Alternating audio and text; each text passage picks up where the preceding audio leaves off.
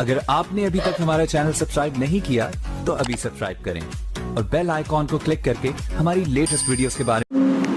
طالبات کے لیے، گرلز کے لیے، لڑکیوں کے لیے قائم کیا گیا ہے، جن کو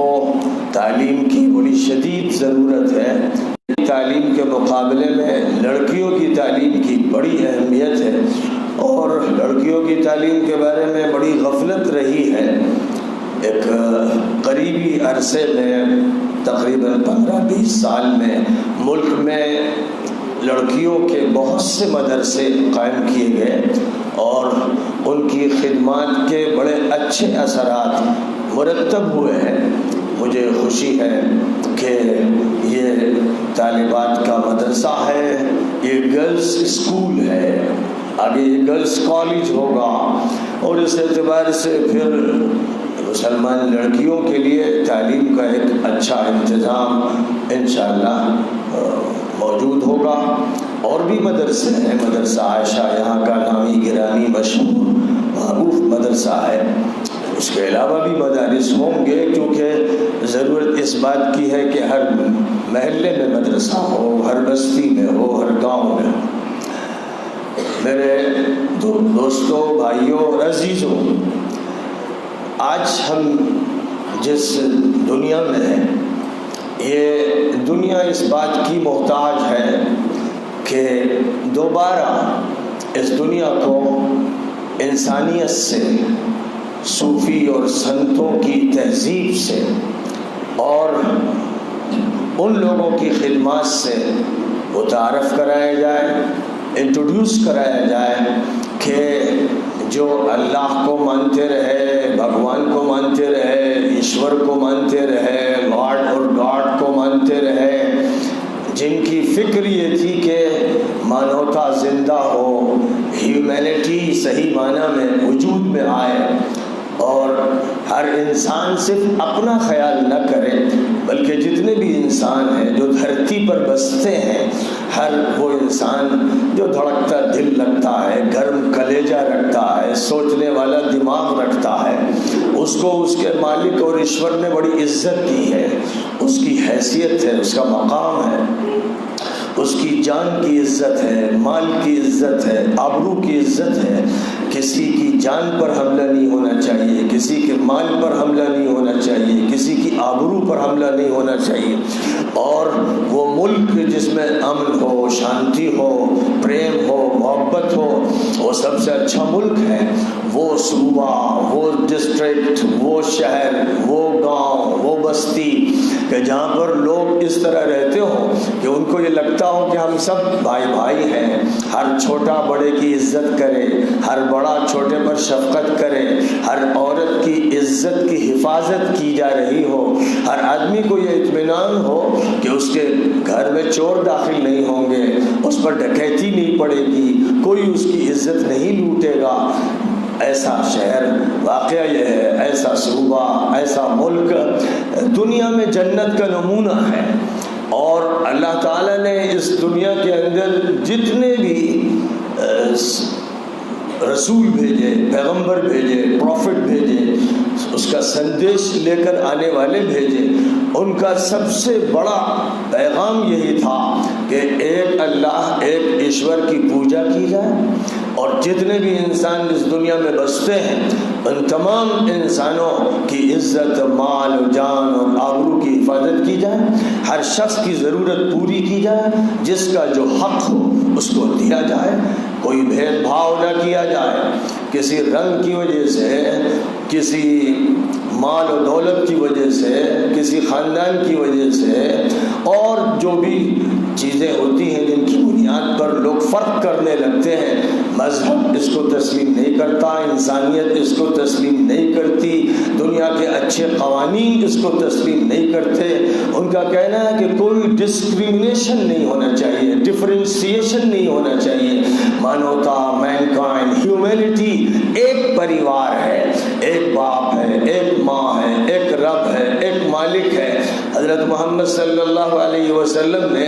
مکہ مکرمہ مکرمہ میں 13 سال لوگوں کو یہی سمجھایا ایک کی پوجا کرو، ادھر ادھر پوجا میں مت لگو، ایک سے مانگو، ایک سے اپنی لو لگاؤ، یہی فرماتے رہے۔ پھر مدینہ منورہ میں گئے، وہاں پر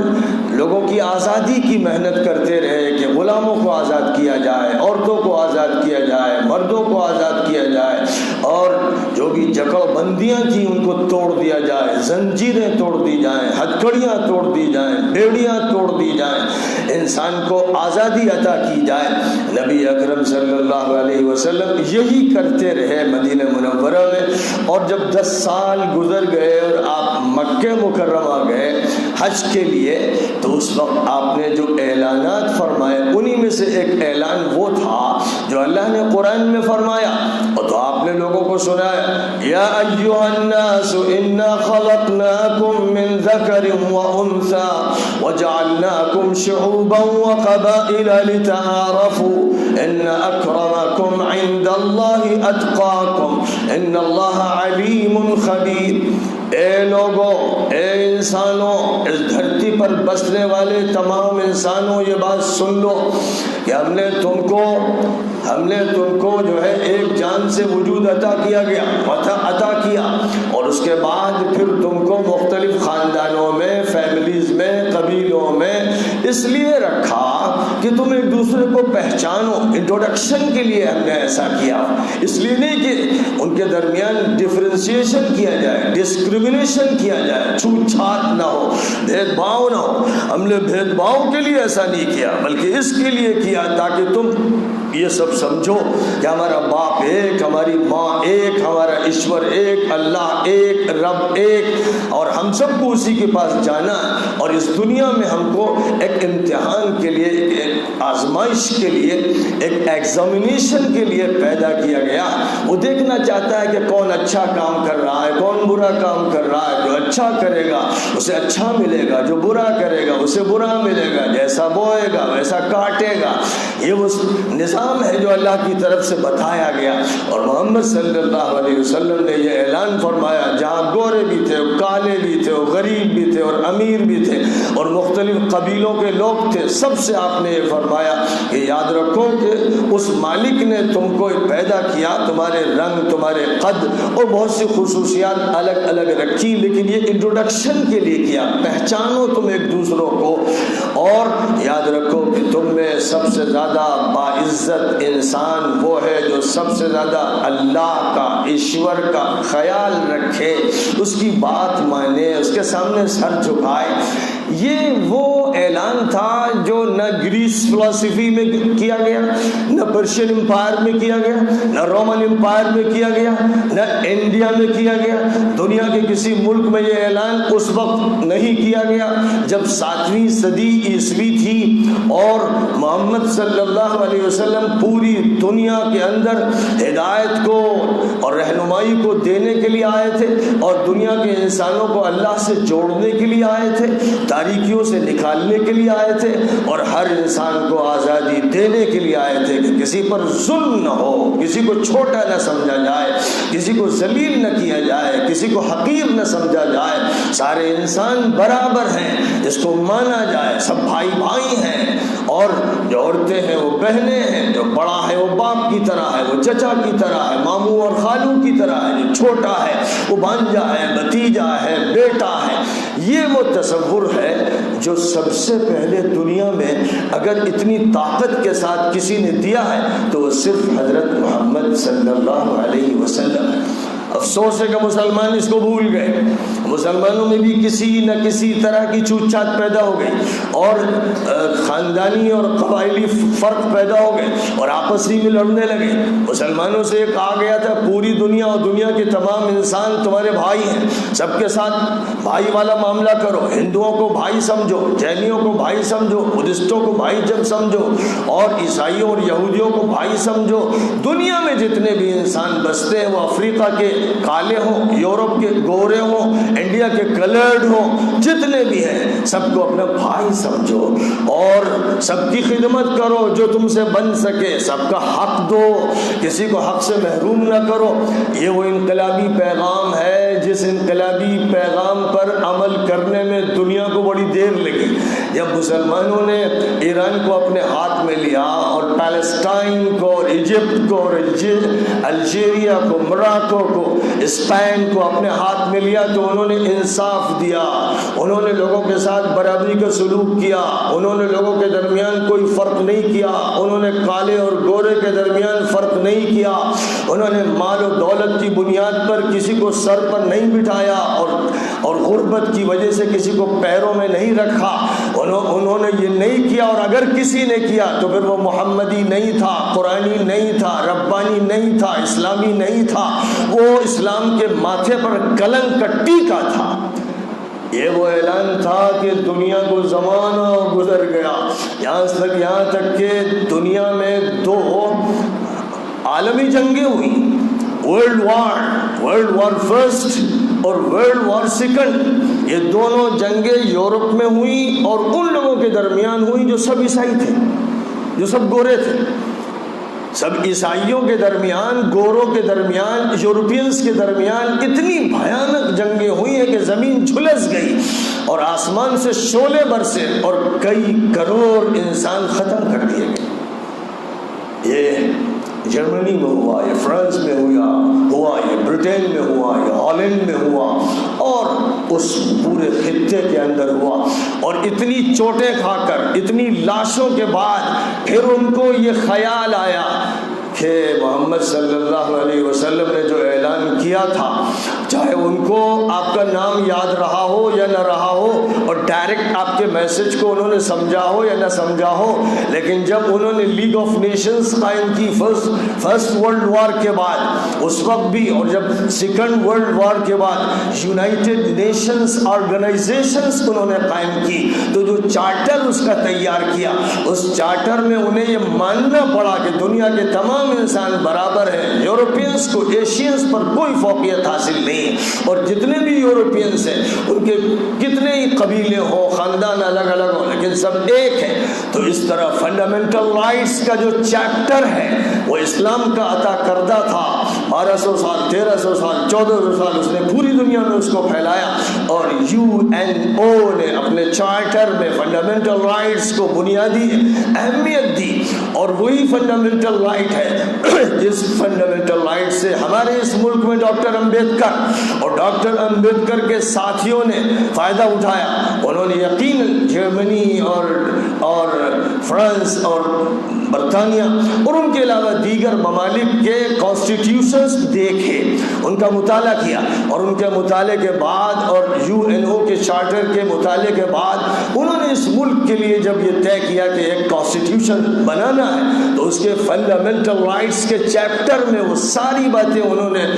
لے لی جو UNESCO کے چارٹر میں ہے۔ بلکہ یہ کہا جا سکتا کہ دنیا کے بہت سے کانسٹیٹیوشنز کی خصوصیات اس ملک کے لیے لی گئی، اور جو قانون اس ملک میں بنایا گیا جس میں ڈاکٹر امبیڈکر چیئرمین تھے اور ان کی کمیٹی میں بڑے دماغ کے لوگ تھے، کھلے دل کے لوگ تھے، انہوں نے اس ملک کا جو کانسٹیٹیوشن بنایا وہ ڈیموکریٹک بنایا، وہ سیکولر بنایا، اس میں بھید بھاؤ کو گنجائش نہیں دی گئی، چھوٹ چھات کی گنجائش ختم کر دی گئی۔ حالانکہ یہاں لوگوں کے درمیان برہمن، ویش، کھتری، شودر کی تقسیم چلی آ رہی تھی، لیکن کانسٹیٹیوشن نے یہ تقسیم ختم کر دی اور تمام انسانوں کو برابر کے حق دیے۔ یہ اس بات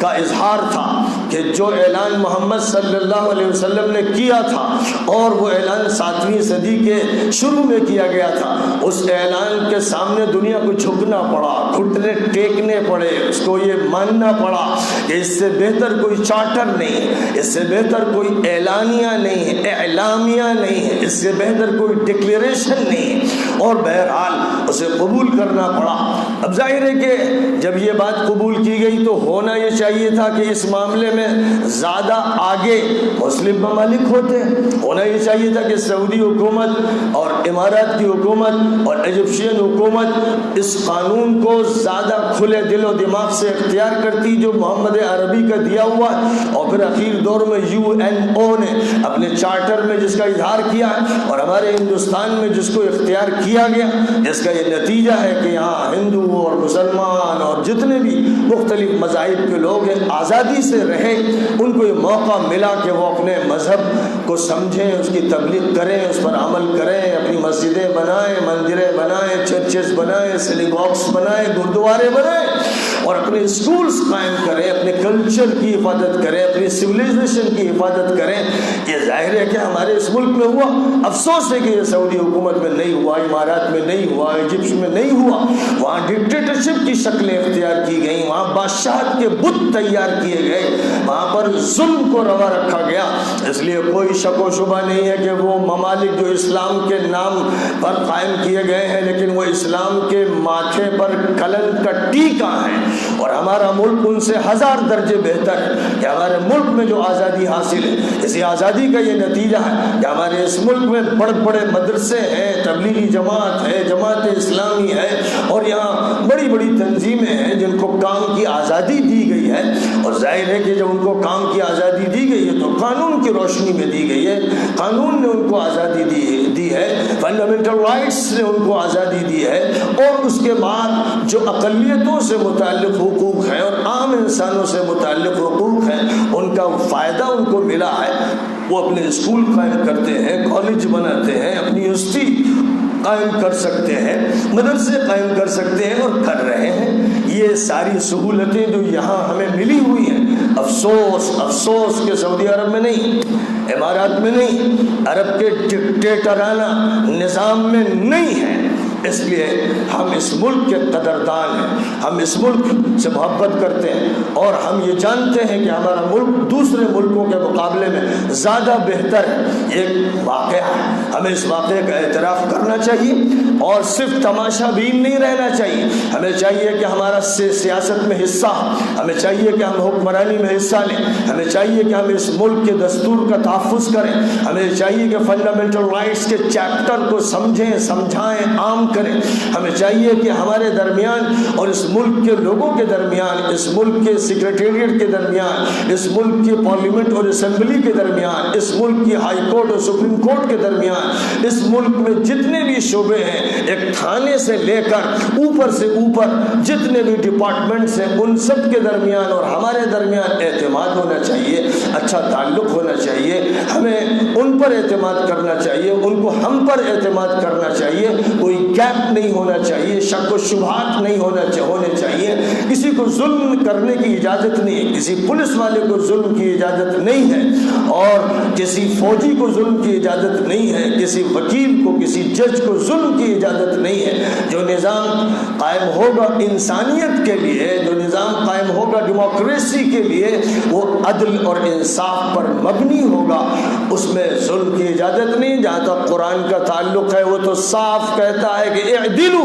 هو اقرب للتقوى، عدل کرو، انصاف کرو، انصاف کرو، انصاف کے خلاف کوئی قدم نہ اٹھانا۔ اور انصاف کے معنی یہ ہوتے ہیں کہ آتو کل ذی حق حقہ، جس کا جو حق ہے وہ اسے پورا دے دو، یہ انصاف کہلاتا ہے۔ تو ہر شخص کا حق پہلے تو معلوم ہونا چاہیے اور اس کے بعد اس کو ملنا چاہیے۔ ہر شہری کا کیا حق ہے، ہر ذمہ دار کا کیا حق ہے، ہر ملازم کا کیا حق ہے، کسی اسکول کے ٹیچر کا کیا حق ہے، اس کے پرنسپل کا کیا حق ہے۔ جو حق ہے، اور وہ حق یا یقیناً کانسٹیٹیوشنل ہیں، وہ حقوق ایسے ہیں جو قانونی ہیں، ان کا تحفظ ہونا چاہیے، اور ان پر بھی جو چیز بلند و بالا ہے وہ مانوتا ہے، انسانیت ہے، بھائی چارہ ہے، پریم ہے، محبت ہے، اعتماد ہے، آپس کا تعلق ہے۔ ایک دور تھا کہ ہندوستان میں جہاں ہندو بھی رہتے تھے، مسلمان بھی رہتے تھے، ایک دوسرے پر اتنا اعتماد تھا، لگتا تھا جیسے ایک خاندان کے لوگ ہیں۔ کسی گھر کا فرد کہیں جا رہا ہے تو اس کو یہ خطرہ نہیں ہوتا تھا کہ گھر میں چوری ہو جائے گی، اور پڑوسی سے وہ کہہ دیتا تھا میں جا رہا ہوں ذرا دیکھ لیجئے گا، بس اس کو پھر اعتماد ہوتا تھا، وہ جانتا تھا کہ میرا پڑوسی قابل اعتبار ہے۔ اور اس طرح مسلمانوں میں اور غیر مسلموں میں ایک اعتماد تھا، ایک ایسی صورتحال تھی جس میں انہیں شک نہیں تھا، شبہات نہیں تھے۔ یہ جو ماحول تھا ہمارا، اور اس ماحول میں ہمارے صوفیوں نے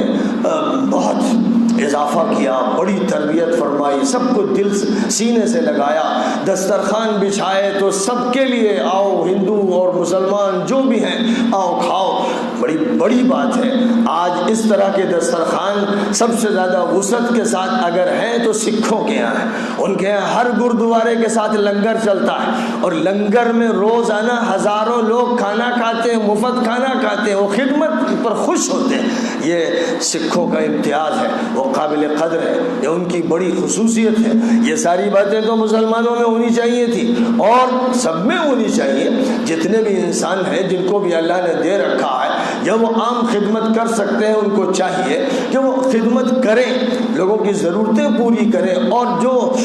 ضرورت مند ہے اور ان کو معلوم ہے کپڑے کی ضرورت ہے، دوا کی ضرورت ہے، کھانے کی ضرورت ہے، جاڑے میں ان کو لحاف کی ضرورت ہے، گدے کی ضرورت ہے، پتہ چلائیں۔ یہ نہیں کہ کوئی بھیک مانگنے آئے، معلوم کرنا چاہیے کہ اس کی ضرورت کیا ہے، اور چھپ چھپ کر اس کو مدد پہنچانی چاہیے۔ ہر یتیم کی مدد ہونی چاہیے، ہر بیوہ کی مدد ہونی چاہیے، ہر غریب و مسکین کی مدد ہونی چاہیے، ہر مریض کے ساتھ خیال کرنا چاہیے، اور جو کمزور مریض ہیں ان کے لیے مفت علاج کے لیے ہاسپٹلس ہونے چاہیے، ڈاکٹرز کو اپنی خدمات پیش کرنی چاہیے، اور اسی طرح وکلا کی ٹیمیں ہونی چاہیے جو ان لوگوں کے مقدمے لڑیں جن کے پاس دینے کو پیسہ نہیں، اور ان کو انصاف نہیں مل سکتا اگر مفت ان کے مسئلے کو حل نہ کیا جائے، تو ایسے وکیلوں کی ٹیمیں ہونی چاہیے۔ تو ڈاکٹر خدمت کے لیے، وکیل خدمت کے لیے، آفیسران خدمت کے لیے، پولیس والے خدمت کے لیے، ایک سروس ہے سب کی، اور جو بھی ملک کا ذمہ دار ہے، صوبے کا ذمہ دار ہے اور ضلع کا ذمہ دار، وہ سرونٹ ہے، as a servant of the nation اس کی حیثیت ہے۔ وہ ان کے اوپر مسلط نہیں ہے، وہ ان پر داروغہ نہیں ہے، اس کے ہاتھ میں اختیارات ہوں کہ بس وہ ان کا استعمال کر، ایسا نہیں۔ ظاہر ہے کہ اس ملک کے سب سے بڑے سرونٹ مودی جی ہیں، اور ہمارے صوبے کے سرونٹ یوگی جی ہیں، وہ سرونٹ ہیں، ان کو بھی یہ سمجھنا چاہیے اور قوم کو بھی یہ سمجھنا چاہیے، اور ان کے جو عہدے ہیں وہ عہدے ان کی سروس کو بتانے کے لیے ہیں، اس لیے نہیں ہے کہ وہ ڈنڈا چلائیں، اس لیے نہیں کہ وہ ڈکٹیٹر بن جائیں، اس لیے نہیں کہ وہ کسی کا حق مارے، یہ حق ان کو نہیں دیا گیا ہے، وہ خود بھی جانتے ہیں، اور اس میں کوئی شک نہیں کہ جہاں تک ان کے بیانات کا تعلق ہے، بہت اچھے بیانات بھی ان کی طرف سے ہوتے ہیں۔ مجھے خاص طور پر وزیر اعظم صاحب کی یہ بات بہت پسند آتی ہے کہ وہ جب بھی مسلمانوں کو مخاطب کرتے ہیں تو یہ کہتے ہیں کہ بھائی ہم تو اسلام کی تعریف کرتے ہیں اور ہم تو اللہ کی تعریف کرتے ہیں۔ ایک موقع پر انہوں نے تقریر کی تو اللہ میاں کے 99 ناموں پر تقریر کی، ایک موقع پر انہوں نے تقریر کی تو یہ کہا کہ ہم یہ چاہتے ہیں کہ ہر مسلمان کے ایک ہاتھ میں کمپیوٹر ہو اور ایک ہاتھ میں قرآن ہو۔ ظاہر ہے کہ اس طرح کی کوئی بات ہے تو صرف یہ کہنا کہ بھائی یہ دکھاوا ہے اور یہ جھوٹ ہے، یہ غلط بات ہے، یہ انسانی طریقہ نہیں ہے۔ تمام لوگوں کو چاہیے تھا، مسلمانوں کو، کہ آپ نے کتنی اچھی بات کہی، بس اب تو ہم یہ چاہیں گے کہ کمپیوٹر آپ دے دیں، قرآن ہم لے لیں گے، اور اس طرح قرآن، کیونکہ ہمارا جو نقطۂ نظر ہے، ہمیں جو بتایا گیا، قرآن میں بتایا گیا، نبی نے بتایا، اللہ کی طرف سے کہا گیا، قرآن سب کا ہے، جتنا قرآن ہمارا ہے اتنا ہی ہندوؤں کا ہے۔ ہم قرآن کے اجارہ دار نہیں ہیں، ٹھیکے دار نہیں ہیں، مالک نہیں ہیں، اللہ کی کتاب ہے، بک آف گائیڈنس ہے، گائیڈ بک ہے، اور یہ guide book for the humanity ہے، مانوتا کے لیے یہ اللہ کا سندیش ہے، یہ میسج ہے۔ ظاہر ہے کہ ہر انسان کے ہاتھ میں قرآن ہونا چاہیے۔ کسی زمانے میں جب قرآن نہیں تھا اور گیتا تھی تو گیتا لوگوں کے لیے ہدایت نامہ کی حیثیت رکھتی تھی، کسی زمانے میں صرف وید تھے، کسی زمانے میں بائبل تھی، تو یہ جس زمانے کی جو کتابیں تھیں اس زمانے میں لوگوں کو ان سے فائدہ اٹھانا تھا، اور لاسٹ بک قرآن ہے، جس میں ایشور نے اپنا تعارف کرایا، بتایا میں کون ہوں، میں سارے جہانوں کا پالن ہار ہوں، میں بہت مہربان ہوں، میں بہت کرم کرتا ہوں، میں بندوں کے کام بناتا ہوں، بندے میری پوجا کرتے ہیں، میں ان کی مدد کرتا ہوں، میں سیدھا راستہ دکھاتا ہوں، بندے مجھ سے دعا مانگتے ہیں تو میں ان کو سیدھے راستے پر چلا دیتا ہوں، وہ مجھ سے کہتے ہیں کہ ہمیں ایسے راستے سے بچا لیجئے جس پر آپ کا غصہ بھڑکتا ہے، اور اس راستے سے بچا لیجئے جس پر لوگ گمراہ چل رہے ہیں، تو میں ان کی دعا قبول کرتا ہوں اور میں ان سے کہتا ہوں الف لام میم ذالک الکتاب لا ریب فیہ ھدی للمتقین. لو بھائی تم نے مانگی دعا کہ اللہ میاں ہدایت دے دیجئے تو یہ دے رہا ہوں ہدایت. یہ بک ہے, یہ گائیڈنس بک ہے, یہ دے رہا ہوں اور اس میں کوئی شک شبہ نہیں ہے. یہ کتاب ایک آتھینٹک کتاب ہے, دستاویزی کتاب ہے, پختہ کتاب ہے, سچی کتاب ہے, کوئی الٹریشن اس میں نہیں ہوا ہے, کوئی رد و بدل نہیں ہوا ہے. اور یہ ھدی للمتقین ہے, تمام لوگوں کے لیے, تمام ایسے انسانوں کے لیے گائیڈ بک ہے جو اپنا بچاؤ چاہتے ہیں زوال سے, تباہی سے اور نقصانات سے. جو بھی یہ چاہتا ہے, جس کے اندر بیداری ہے, جس کا شعور زندہ ہے, جس میں کانشسنس ہے, اس کے لیے ہم یہ گائیڈ بک دے رہے ہیں. یہ وہ قرآن پاک کا نظام ہے, قرآن پاک کا پیام ہے, جس پیام کو ہم نے سمجھایا نہیں بلکہ ہمارے یہاں ہوا یہ کہ قرآن ہمارا ہے, ان کی گیتا یا وید ہے اور دین ہمارا ہے, ان کا کچھ بھی ہوگا, شریعت ہماری ہے. یہ سب کے سب غلط دعوے ہیں, یہ جھوٹ ہے, یہ اللہ کی بات کے خلاف ہے, یہ نبی کی بات کے خلاف ہے. نبی کہہ رہے ہیں سب کا, ہم کہتے ہیں ہمارا. اللہ کہتا ہے سب کا, ہم کہتے ہیں ہمارا. تو نعوذ باللہ ہم اللہ میاں کی بات کو نہیں مان رہے ہیں, کفر کر رہے ہیں. اللہ کہتا ہے شہر رمضان الذی انزل فیہ القرآن ھدی للناس. رمضان میں یہ کتاب اتاری گئی تھی اور تمام انسانوں کے لیے اس کو گائیڈ بک بنایا گیا. اب تمام انسانوں سے الگ کر کے صرف مسلمانوں کے لیے ایک گائیڈ بک بن گئی, بلکہ مسلمانوں کے لیے بھی نہیں رہی, وہ بھی صرف رٹو طوطے کی طرح اس کو پڑھ لیتے ہیں اور سن لیتے ہیں. تو کیا حشر کیا مسلمانوں. اور نبی سے کہا گیا قل یا ایھا الناس انی رسول اللہ الیکم جمیعا. اے نبی آپ کہہ دیجئے, تمام انسانوں سے کہیے کہ میں تم سب کا میسنجر ہوں, میں تم سب کا پیغمبر ہوں, میں تم سب کے لیے اللہ کا سندیشتہ ہوں. یہ کہہ دیجئے لوگوں سے. تو ہم نے بتایا نہیں. سیرت کا جلسہ مسلمانوں کے لیے, میلاد النبی مسلمانوں کے لیے, حضور کے بارے میں بیان مسلمانوں کے درمیان. ارے بھائی یہ تو دین کے خلاف ہے, ایمان کے خلاف ہے, ہم غلط عمل کر رہے ہیں. ہمیں چاہیے کہ ایسے مجمع میں جہاں اپنی تعداد کے اعتبار سے غیر مسلم ہو اور اپنی تعداد کے اعتبار سے مسلم ہو, ایک ملا جلا جلسہ ہو جس میں ان کو گائیڈ بک کے بارے میں بتایا جائے اور اس میں جو کچھ بھی گائیڈنس دی گئی ہے اس کے بارے میں بتایا جائے. اس میں جو law of divine law of Ishwar کا لا اور اللہ کا لا اور قانون بتایا گیا جو سب کے لیے ہے, جس میں کوئی تمیز و فرق نہیں, وہ بتایا جائے. جب یہ نہیں کیا گیا تو اس کا نتیجہ یہ نکلا کہ آپ کی شریعت, میری شریعت میں یہ ہے اور یہ ہے اور یہ ہم لے کے رہیں گے. تو یہ سیاسی طریقہ ہے گھٹیا اور حقیر, پٹایا بیمار سیاسی طریقہ. اور اس بیمار سیاسی طریقے کو جب کوئی قوم اختیار کرے گی تو پھر وہ ناکام ہوگی اور اللہ اس کی مدد نہیں کرے گا. اِنَّا لَنَنصُرُ رُسُلَنَا وَالَّذِينَ آمَنُوا فِي الْحَيَاةِ الدُّنْيَا وَيَوْمَ يَقُومُ الْأَشْهَادُ. ہم اپنے رسولوں کی بھی مدد کرتے رہے اور ایمان والوں کی بھی مدد کرتے رہے اور کرتے رہیں گے اس دنیا میں پہلے اور اس دن جب کہ گواہ کھڑے ہوں گے. اور کہیں فرمایا کہ اللہ کے دین کی مدد کرو تو ہم تمہاری مدد کریں گے اور تمہارے قدم جما دیں گے, تم کو مضبوطی عطا کریں گے. اور جو آیتیں میں نے اپنی تقریر کے ان الذین قالوا ربنا اللہ, جو لوگ یہ کہتے ہیں, مانتے ہیں, عقیدہ رکھتے ہیں, ٹھوک کر کہتے ہیں ہمارا رب, ہمارا پروردگار, ہمارا مالک اللہ ہے, ایشور ہے. ایشور اور اللہ کی تفصیلات میں قوموں کے درمیان فرق ہو سکتا ہے, لیکن ایک حقیقت ہے جس کا یہ اظہار ہوتا ہے. ہمارا رب, ہمارا مالک وہ ہے جو اس بات ادا کیا جا رہا ہے نحن اولیاؤکم فی الحیات الدنیا وفی الآخرہ. ہم دنیا میں بھی تمہارے ولی ہیں, کارساز ہیں, تمہارا کام بنائیں گے, تمہاری مدد کریں گے, نصرت کریں گے, تم سے محبت کریں گے, اور موت کے بعد والی زندگی میں بھی. یہ ہے وہ بات جو اللہ کی طرف سے فرمائی جا رہی ہے۔ لوگ شور مچاتے ہیں، حالات بڑے خراب ہیں، حالات ایسے اور ویسے، یہ شور وہ لوگ مچاتے ہیں جن کے اندر ایمان نہیں، اور جو ایمانی راستے سے بھٹک گئے، جو امید کرتے ہیں حکومت پر، پیسے پر، عہدے پر، منصب پر، طاقت پر، جب وہ دیکھتے ہیں اپنی طاقت نہیں، اپنی حکومت نہیں، اپنے ذہن کے اعتبار سے جب وہ یہ سوچتے ہیں اور دیکھتے ہیں تو وہ مایوس ہوتے ہیں، وہ مایوس ہوتے ہیں۔ اور جو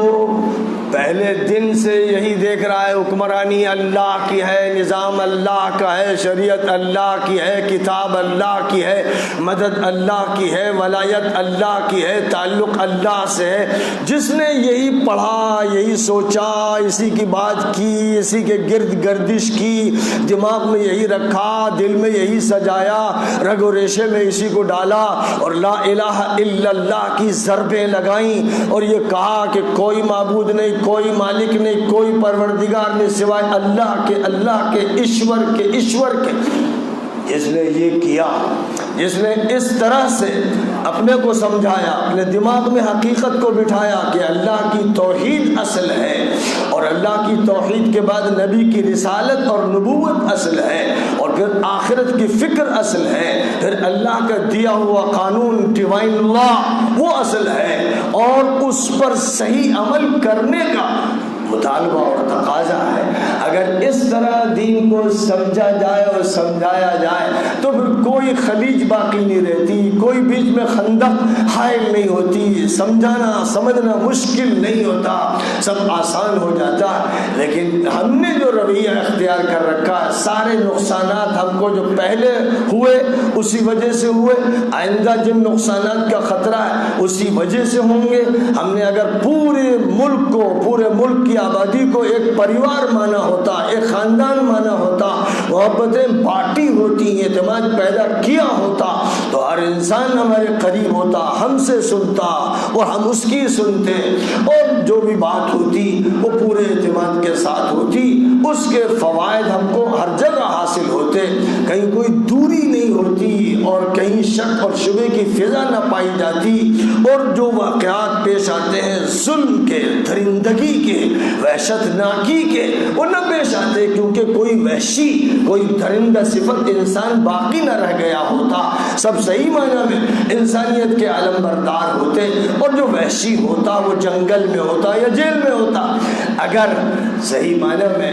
صحیح قانون کو اختیار کیا جاتا تو صورتحال دوسری ہوتی۔ ہمیں سمجھنا چاہیے، ہر شہر میں اسی کی صدا لگانی چاہیے، ملک کے صوبے میں یہی آواز بلند کرنی چاہیے کہ ہم ایک ایسا معاشرہ، ایک ایسی سوسائٹی قائم کرنا چاہتے ہیں جس سوسائٹی میں آپس میں محبتیں ہوں، پریم ہو، اعتماد ہو، جس سوسائٹی میں ایسا لگے کہ ایک خاندان کے لوگ بسے ہوئے ہیں، کسی کو کسی پر شبہ نہیں ہو رہا ہے، کوئی کسی پر چڑھائی نہیں کر رہا ہے، کوئی زیادتی نہیں کر رہا ہے، سب ایک دوسرے کو اس طرح دیکھ رہے ہیں کہ یہ ہمارا محافظ ہے، یہ ہمارا پاسبان ہے، میں اس کا محافظ ہوں، اور گھر کی بیٹیاں، بہویں، عورتیں، مائیں اس بات کے سلسلے میں پورا اعتماد رکھتی ہوں کہ ہماری آبرو پر کوئی حملہ نہیں کرے گا،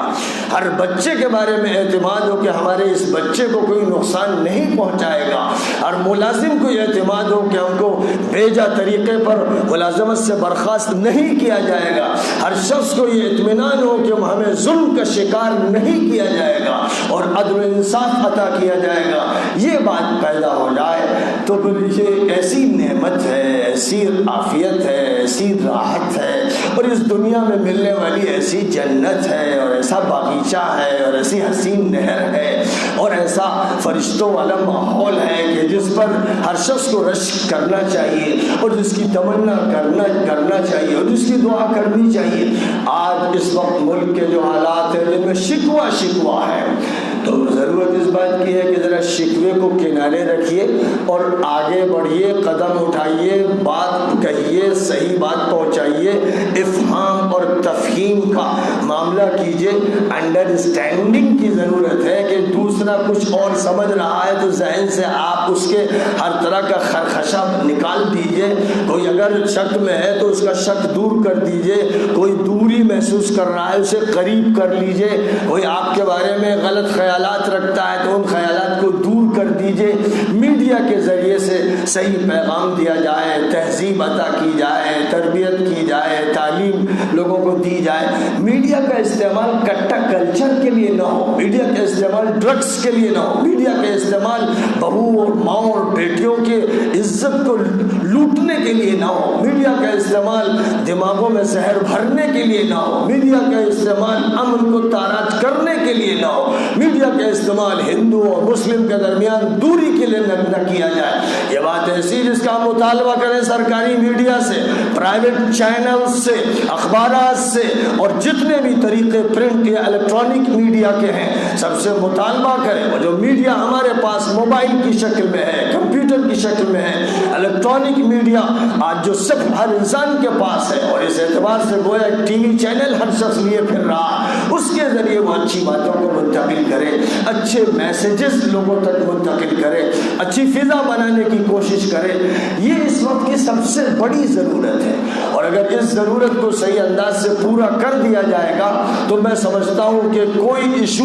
ایسا نہیں اٹھے گا کہ جس سے حیجان پیدا ہو۔ نہ کوئی طلاق کا مسئلہ اٹھے گا، نہ مسجد کا مسئلہ اٹھے گا، نہ مندر کا مسئلہ اٹھے گا، نہ اور کسی قسم کا کوئی قانونی یا غیر قانونی مسئلہ اٹھے گا۔ ہر مسئلے کا حل آسان ہوگا، لوگ مل کر بیٹھیں گے اور ایک میز پر ارد گرد بیٹھ کر آپس میں ڈسکشن کر لیں گے، آپس میں گفتگو کر لیں گے اور کسی صحیح نتیجے تک پہنچ جائیں گے۔ یعنی مسئلہ یوں حل کیا جائے گا کہ آئیے بیٹھ کر قانون کی بنیاد پر اور انسانیت کی بنیاد پر اور اخلاق کے تحفظ کے لیے اور ملک کی ترقی کے لیے اور امن کے لیے اور اس ملک میں عروج حاصل کرنے کے لیے ہم لوگوں کو ملنا ہے، بیٹھنا ہے اور ایک دوسرے کے اندر اعتماد پیدا کرنا ہے۔ یہ سب سے بڑی ضرورت ہے، پوری دنیا میں ضرورت ہے۔ آج امریکہ میں یا یورپ میں یا دنیا کے مختلف ملکوں میں بھی ایک حیجان سا پیدا کیا گیا، ایک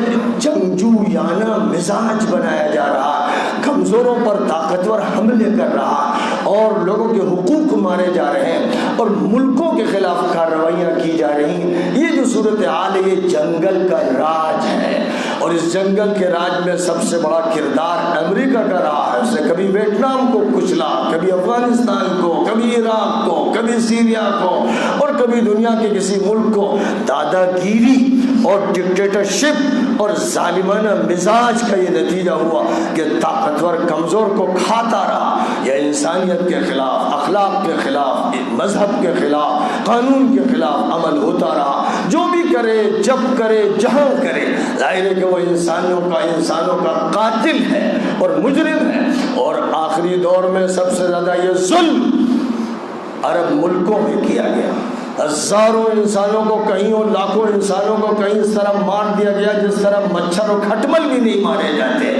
ایسے ظالم، اتنے وحشی، اتنے بڑے مجرم، انسانیت کے قاتل لوگوں کی گردنوں پر مسلط ہو گئے اور ان کی آزادی انہوں نے سلب کر لی۔ کسی نے اگر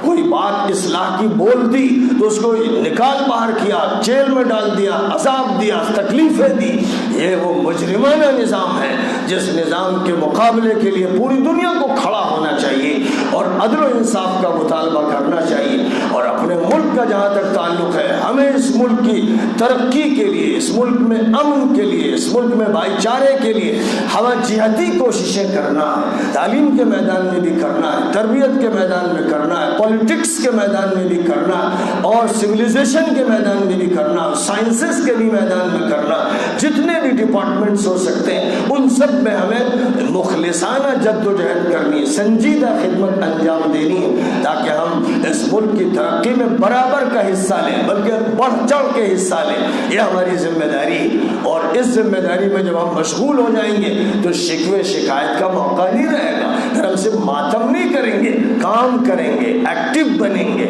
اور ضرورت ہے ایکٹیونیس کی، ضرورت ہے ایکٹیویٹی کی، ضرورت ہے سرگرمی کی، ضرورت ہے عمل کی۔ سارے لوگ کام سے لگ جائیں، ہر آدمی ورکر ہو، ہر آدمی لیبر ہو، ہر آدمی سرونٹ ہو۔ جب یہ صورتحال اختیار کی جائے گی، جوان لڑکے لگ جائیں گے تمام تعمیری کاموں میں اور اچھے کاموں میں اور خدمت میں، تو ملک کی تصویر بدل جائے گی، قسمت بدل جائے گی، اور آپ کے پڑوسی اور اس ملک کے مختلف مذہب کے لوگ آپ کو کلیجے سے لگائیں گے، سینے سے چمٹائیں گے، آپ سے محبت کریں گے، قدر کریں گے کہ اعلیٰ اخلاق اور اچھا معاملہ یہ ایک ایسی اکسیر دوا ہے کہ جس کے بڑے زبردست اثرات مرتب ہوتے ہیں۔ میں خاص طور پر اس پہلو کی طرف متوجہ کرنا چاہتا ہوں، کیونکہ ہمارے ملک کو اس وقت اس کی بہت شدید ضرورت ہے کہ ایک اچھی فضا پورے ملک میں بنائی جائے۔ اس کے لیے دورے کیے جائیں، اس کے لیے قافلے نکالا جائیں، اس کے لیے کارواں چلے۔ ہم لوگوں نے لکھنؤ سے ایک کارواں اسی مقصد کے لیے آگے بڑھایا تھا، سنیلا، ہردوئی، شاہباد اور مراد آباد، میرٹھ، مظفر نگر، سہارنپور، سب جگہ گئے، ہندوؤں میں، مسلمانوں میں باتیں کی گئیں کہ بھائی ہمیں اپنے مسائل کو حل کرنا ہے اور مل جل کر حل کرنا ہے، الگ الگ نہیں، لڑکے نہیں، دوریوں کے ساتھ نہیں، نفرتوں کے ساتھ نہیں، بلکہ اعتماد اور محبت کے ساتھ یہ کام کرنا ہے۔ ضرورت ہے کہ اس طرح کے قافلے ہر رخ پر نکلیں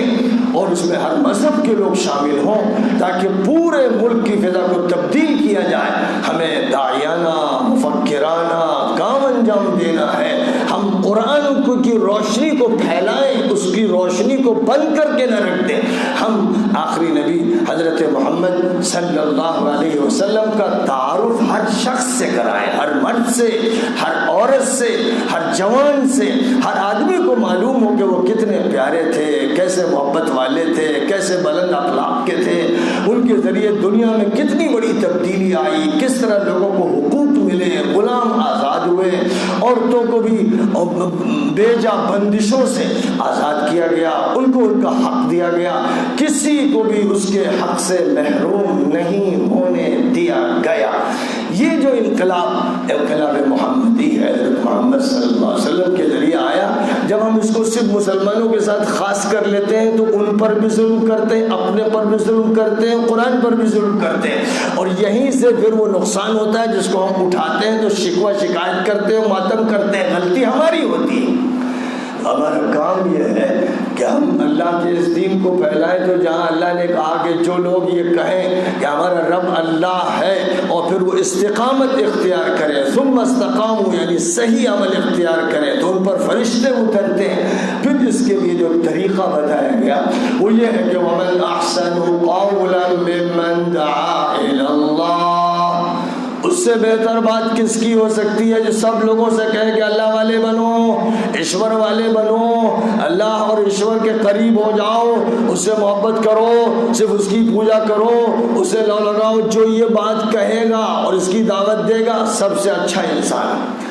وَعَمِلَ صَالِحًا، اور عمل اس کا اچھا ہونا چاہیے۔ بات یہ کرتا ہو اور دل میں نفاق ہو اور کینہ ہو اور بغض ہو اور نفرت ہو اور معاملات خراب ہو اور اخلاق خراب ہو، تو یہ آدمی دین کا صحیح معنی میں نمائندہ اور ریپریزنٹیٹیو نہیں ہے۔ وَعَمِلَ صَالِحًا وَقَالَ إِنَّنِي مِنَ الْمُسْلِمِينَ، اور اسے کہنا چاہیے کہ میں تو سبمیشن ٹو دی گاڈ کرنے کے لیے تیار ہی ہوں، میں تو اس اللہ کو، ایشور کو، گاڈ کو، لاڈ کو مان رہا ہوں، میں نے تو اپنے کو اس کے حوالے کر دیا۔ اے لوگوں آؤ اس پر تو ہم سب اتفاق کریں، اس میں تو کوئی اختلاف ہے نہیں، تم بھی مانتے ہو ایشور کو، ہم بھی مانتے ہیں اللہ کو، تو اس پر اتفاق کرو۔ یہ جو پوائنٹ ہے یہ کامن پوائنٹ ہے، تو کامن پوائنٹ پر تو کم از کم اتفاق کر لو۔ تو وہ فرمایا ومن احسن قولا ممن دعا الى اللہ وعمل صالحا وقال اننی من المسلمین ولا تستوی الحسنۃ ولا السیئۃ. دیکھو یاد رکھنا کہ بدی اور نیکی، برائی اور بھلائی برابر نہیں ہوتی، دونوں میں زمین و آسمان کا فرق ہے. اس لیے تمہارا کام یہ ہے کہ کسی برائی کو دور کرنا ہے تو بھلے طریقے سے دور کرو، برائی کو برائی سے دور نہ کرو. گالی کا جواب گالی سے نہ دو، کیونکہ جب گالی ہوئی تو ایک ہوئی، جب جواب تم نے گالی سے دیا تو 2 ہو گئی، پھر پلٹ کر اس نے 2 دی تو 4 ہو گئی، پھر تم نے دی تو 8 ہو گئی. تو معلوم یہ ہوا کہ گالی کی گندگی سے فضا بدبودار ہو گئی. اس لیے گالی کا جواب تم اچھی بات سے دو، محبت سے دو، پریم کے لفظ سے دو، پھول سے دو، عطر سے دو.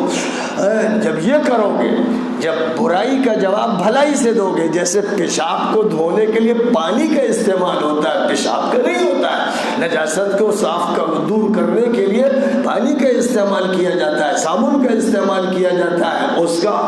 کا ازالہ کیا جاتا ہے. اسی طرح اخلاق کی دنیا میں، معاملات کی دنیا میں، معاشرت کی دنیا میں، سیاست کی دنیا میں، حفاظت کی دنیا میں یہی طریقہ اختیار کرنا ہوتا ہے کہ جو برائی ہمارے سامنے آ رہی ہے ہم بھلائی کے ذریعے اس کو دور کریں. جب ہم یہ مشن اختیار کریں گے اور یہ سلیقہ سیکھ لیں گے تو پھر ہمارے راستہ کھلتا چلا جائے گا، کھلتا چلا جائے گا. دل کھولیں گے، دماغ کھولیں گے، تہذیب وسیع ہوتی چلی جائے گی، تمدن کے پر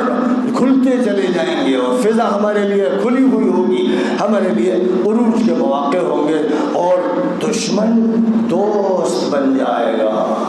جو دوست تھے انہیں ہم کھوئیں گے نہیں. آج صورتحال ہم نے یہ بنا رکھی کہ جو دوست ہے اس کو ہم دشمن بنا رہے ہیں، جو بھائی ہے اس کو غیر بنا رہے ہیں، جو قریب ہے اسے دور کر رہے ہیں. یہ الٹا کام کر رہے ہیں، الٹی گنگا بہا رہے ہیں، ظلم کر رہے ہیں، زیادتی کر رہے ہیں، انسانیت کا قتل کر رہے ہیں. ہمیں کرنا یہ تھا کہ جو دشمن ہے اسے ہم دوست بنائیں اور فضا دوستی کی اور محبت کی اتنی عام کریں، اتنی عام کریں کہ جو آدمی بھی اس ماحول میں آئے وہ محسوس کرے کہ یہ تو ایک گھر کا ماحول ہے، یہ ماحول محبت کا ہے، اور اس محبت کی شیرینی وہ استعمال کرے تو اس کا منہ میٹھا ہو جائے. یہ ہمیں طریقہ کار اختیار کرنا ہے. طلباء کو، علماء کو اور ٹیچرز کو اور جو بھی ہمارے معاشرے میں مختلف طبقات کے لوگ ہیں، یہ کام بہت اچھے پیمانے پر ڈاکٹرز کر سکتے ہیں، یہ کام انجینئرز کر سکتے ہیں، یہ کام وکیل کر سکتے ہیں، جن کا مسلسل انٹریکشن رہتا ہے، جن کے پاس لوگ آتے رہتے ہیں اپنی ضرورت سے. اگر وہ اس کو بھی اپنا مشن بنا لیں کہ ہمیں اچھے اخلاق کو پھیلانا ہے اور ہمیں اچھی باتوں کو عام کرنا ہے، تو وہ روزانہ سینکڑوں انسانوں کو فائدہ پہنچا سکتے ہیں اور بہت اہم کردار وہ زندگی میں ادا کر سکتے ہیں. اس لیے میری تمام ایسے لوگوں سے درخواست ہے، اور یہاں جتنے بھی حاضر ہیں، طلباء ہیں، علماء ہیں، اور دانشور ہیں اور مختلف شعبوں سے تعلق رکھنے والے ہیں، ان سے کہنا ہے کہ اگر آپ یہ مہم شروع کر دیں تو آپ کے لیے ہندوستان میں فتح طے ہے. آپ کے لیے دل کھولیں گے، دماغ کھولیں گے، راستے کھولیں گے، آپ کی ترقی کے چانسز پیدا ہوں گے، آپ تعلیمی اعتبار سے بھی ترقی کریں گے اور معاشی اعتبار سے بھی ترقی کریں گے اور ذہنی اعتبار سے بھی آپ کو عروج حاصل ہوگا. حالات خود بخود بدل جائیں گے. حالات کا رونا مت رویا کیجیے اور حالات کا صرف شکوہ مت کیا کیجیے. آگے بڑھ کر پیمانہ اپنے ہاتھ میں لیجیے، آگے بڑھ کر آپ کسی کو فائدہ پہنچائیے، قدم بڑھائیے اور بڑھتے چلے جائیے. اس کی ضرورت ہے. اور دائرے کے باتیں تو بہت سی ہو سکتی ہے، لیکن اس موقع پر اور زیادہ میں باتوں کو طول دینا نہیں چاہتا. اسی امید کے ساتھ میں آپ سب سے درخواست کر رہا ہوں کہ اس وقت ہمارے اس ملک کو بہت شدید ضرورت ہے ایسے معالجوں کی، ایسے ڈاکٹروں کی، ایسے مصلحین کی، ریفارمرز کی، جو اس طرح کام کو انجام دیتے چلے جائیں اور ان کا جو پریزنس ہے میڈیا میں وہ لوگوں کے لیے بہتر ہو، وہ لوگوں کے لیے نفع بخش ہو، وہ اچھا میسج دینے کی کوشش کریں. اور میڈیا میں جو لوگ بھی کام کرتے ہیں، چاہے پرائیویٹ ہو یا سرکاری ہو، یا جو لوگ اپنا سوشل میڈیا استعمال کرتے ہیں، ان سے میری درخواست ہے کہ میڈیا کا غلط استعمال نہ کریں، بد اخلاقی کے لیے نہ کریں، جھوٹ کے لیے نہ کرے، غلط پروپیگنڈے کے لیے نہ کرے، کسی کی پگڑی نہ اچھالے، کسی کو ذلیل نہ کرے، کسی کی عزت پر ڈاکہ نہ ڈالے۔ وہ کام کرے جس سے اللہ خوش ہو، نبی خوش ہوں، فرشتے خوش ہوں، نیک اور صالح لوگ خوش ہوں، جس سے خوش بختی ملے، خوش قسمتی ملے اور بدبختی سے حفاظت ہو۔ اس مقصد کے لیے میڈیا کا استعمال کیجئے، اپنے موبائل کا استعمال کیجئے، اور جو بھی آپ کے پاس وسائل ہیں ان وسائل کا استعمال کیجئے۔ میڈیا میں جو بڑے پیمانے پر کام کر رہے ہیں ان سے میں ہاتھ جوڑ کے درخواست کرتا ہوں کہ آپ کے ہاتھ میں قلم ہے اور آپ کے ہاتھ میں الیکٹرانک قلم ہے اور آپ کے پاس زبان ہے، آپ ان دونوں کا استعمال اس کے لیے کیجئے کہ ہم پوری قوم کے اندر اچھی باتیں پھیلائیں گے، لوگوں کا دل جوڑیں گے، نفرتوں کو دور کریں گے، اچھی باتیں عام کریں گے، تمام برائیوں کو دور کرنے کی مہم چلائیں گے۔ تو آپ سے آپ کا مالک کتنا خوش ہوگا، آپ کا گھر خوش قسمتی کی جگہ ہوگا، آپ کا گھر اور آپ کے بچے اور آپ کی بیوی اور آپ کی ماں، آپ کے باپ سب ایسا محسوس کریں گے جیسے گھر جنت بن گیا ہے۔ کاش کہ لوگ ان باتوں پر توجہ کریں اور مثبت اور پازیٹیو کام کرنے میں لگ جائیں اور منفی اور نگیٹو اپروچ کو اور سوچ کو چھوڑ دیں۔ یہ اس وقت کی بڑی شدید ضرورت ہے۔ میں سمجھتا ہوں کہ اس میسج کو، اس پیغام کو پوری دنیا میں عام کرنا چاہیے اور اس کے لیے اپنی ساری فکروں کو لگا دینا چاہیے۔ یہ کام سب سے زیادہ مدرسے کے لوگوں کو کرنا چاہیے، کیونکہ وہ قرآن کا سبق پڑھاتے ہیں، وہ حدیث کا اور نبی کی سیرت کا سبق پڑھاتے ہیں۔ اب اگر وہ اس سبق کو خود اختیار نہیں کرتے تو پھر وہ کیسے ترجمانی کر سکتے ہیں اور لوگوں کو کیسے مطمئن کر سکتے ہیں؟ اس لیے علماء کو، طلباء کو، طالبات کو، سب کو اپنے اپنے میدان میں کام کرنا ہے اور خیر کا کام کرنا ہے۔ بس اس بات پر میں اپنی اس گفتگو کو ختم کرتا ہوں اور دعا کروں۔